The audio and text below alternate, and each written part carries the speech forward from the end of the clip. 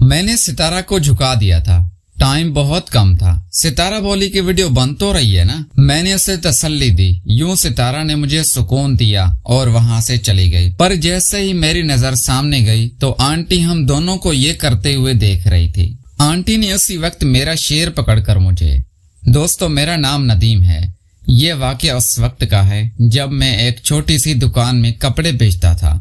وہ دکان کرائے پر تھی لیکن کافی اچھی چل رہی تھی اور کافی گاہک آتے تھے۔ ہر طرح کے کپڑوں کی مانگ تھی اور میں بہت تجربے کار تھا۔ ایک دن ایک عورت میرے پاس آئی اور کہنے لگی، بھائی ذرا ریشمی کپڑا دکھائیں۔ اس کی بات سن کر مجھے برا لگا کیونکہ میں تو اس کے بیٹے کی عمر کا ہوں گا۔ وہ عورت کافی ہٹی کٹی تھی، شاید اسی وجہ سے مجھے اس میں دلچسپی نہیں تھی۔ میں اسے چھوڑ کر باقی گاہک کو کپڑے دکھانے لگا۔ وہ پھر بولی، دیکھو بھائی یہ تو کوئی بات نہیں ہوئی، میں تم سے کب سے کپڑا مانگ رہی ہوں، مگر مجال ہے جو میری بات پر کان دھرو، ٹھیک ہے؟ اگر نہیں دکھانا تو بتا دو تاکہ میرا وقت برباد نہ ہو۔ یہ کہہ کر وہ واپس چلی گئی۔ میں نے اپنا منہ بسورا اور مجھے نہیں پتا تھا کہ وہ عورت میرے محلے کی ہی ایک عورت ہوگی۔ کچھ عرصے بعد ایک دن نجمہ خالہ نے کہا کہ ان کی بیٹی کی شادی کے لیے درزن کو کپڑے دینے جانا ہے اور مجھے انہیں وہاں لے جانا ہے۔ نجمہ خالہ کا کوئی بیٹا نہیں تھا، اس لیے میں ہی ان کے گھر کا کام کرتا تھا۔ میری کزن کی شادی ہونے والی تھی مگر میں نے دیکھا کہ نجمہ خالہ کی بیٹی زیادہ خوش نہیں تھی۔ اس کے چہرے پر خوشی کی کوئی جھلک نہیں تھی، شاید وہ کسی کو پسند کرتی تھی، لیکن میں کون ہوتا تھا اسے یہ سوال کرنے والا۔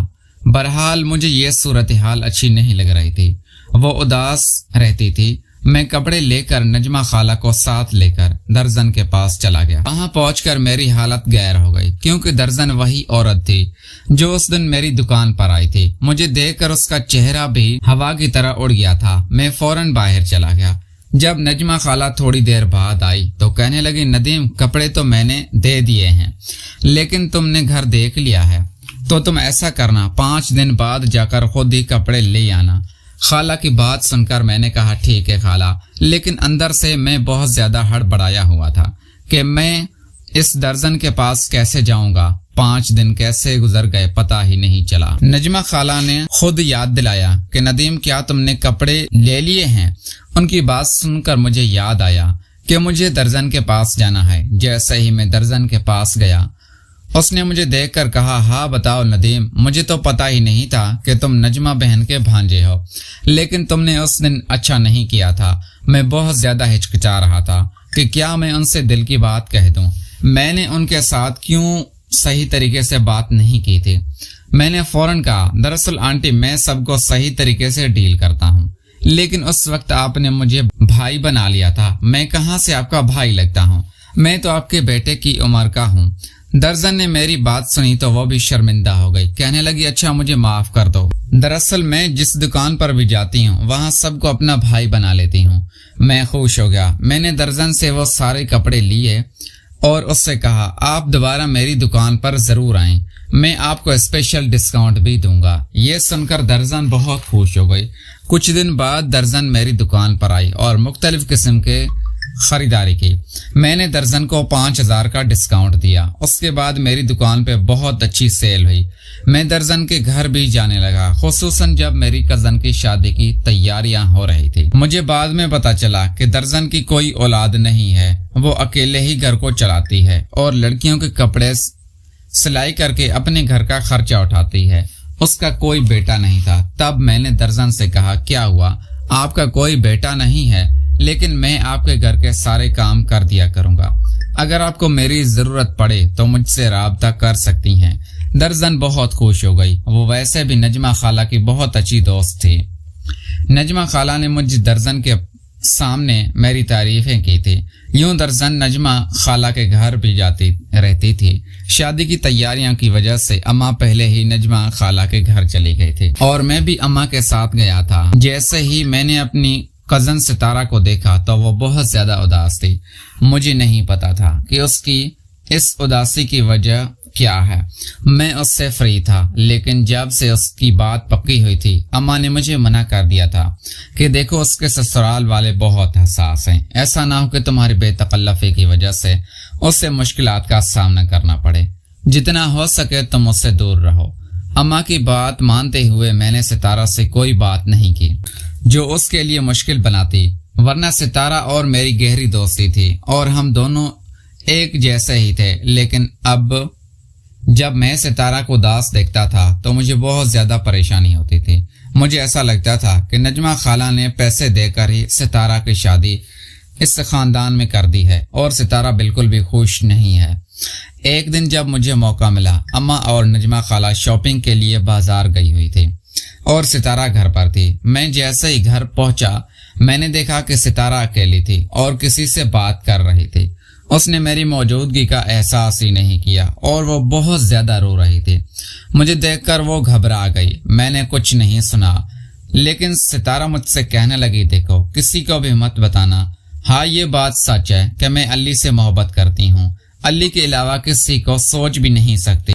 अम्मा ने मेरा रिश्ता जबरदस्ती अल्ताफ से पक्का कर दिया। अल्ताफ में क्या रखा है, ना रंग है ना रूप, बस अच्छा कमाता है। तो अम्मा ने ये देख कर रिश्ता उसके साथ कर दिया। अब मैं सारी जिंदगी उसके साथ बिल्कुल भी खुश नहीं रह सकती।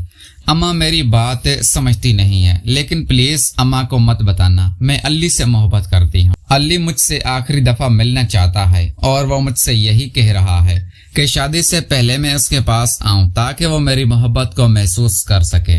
जब मैंने उसकी बात सुनी तो मेरे पैरों तले से जमीन निकल गई। मैं बहुत घबरा गया क्योंकि मैंने ऐसी बातें पहले कभी नहीं सुनी थी। घबराहट में मैंने सारी सच्चाई खुद ही जान ली।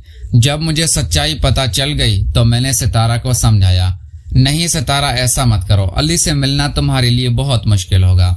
अब तो तुम्हारी शादी होने वाली है। अगर तुम अपना आप पहले ही अली को सौंप दोगी तो फिर अल्ताफ को क्या दोगी? अपनी जवानी अल्ताफ के लिए संभाल कर रखो। सितारा ने कहा, नहीं, मैंने सारी जिंदगी अपनी जवानी अली के लिए संभाल कर रखी थी। मैं तब भी अपना ख्याल रखती थी ताकि अली को ये अमानत दे सकूं। उस पर सिर्फ अली का हक है। मैं अल्ताफ के पास नहीं जा सकती। हत्ता कि अगर मेरी उससे शादी भी हो गई तो मैं अपना वजूद ही उससे दूंगी। मेरी रूह तो अली की होगी। वो फूट फूट कर रोने लगी और मैं बहुत ज्यादा घबरा गई। मैंने सितारा को बहुत समझाया, लेकिन वो मेरी बात सुनने को तैयार नहीं थी। सितारा बहुत खूबसूरत थी। उसका गोरा रंग और लंबे बाल उससे बहुत पुरकशिश बनाते थे।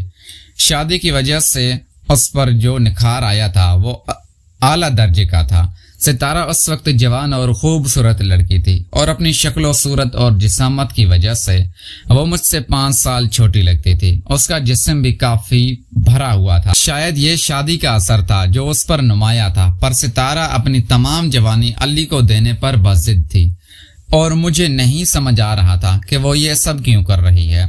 मैंने उसे काफी समझाया कि मैं नहीं चाहता कि वो अली जैसे बदमाश लड़के के पास जाए और अपना सब कुछ उसे सौंप दे, क्योंकि मैं जानता था कि आजकल के हालात कैसे हैं। मैं नहीं चाहता था कि अली उसका फायदा उठाए। मैंने उससे रोकने की बहुत ज्यादा कोशिश की, लेकिन सितारा रुकने को तैयार नहीं थी।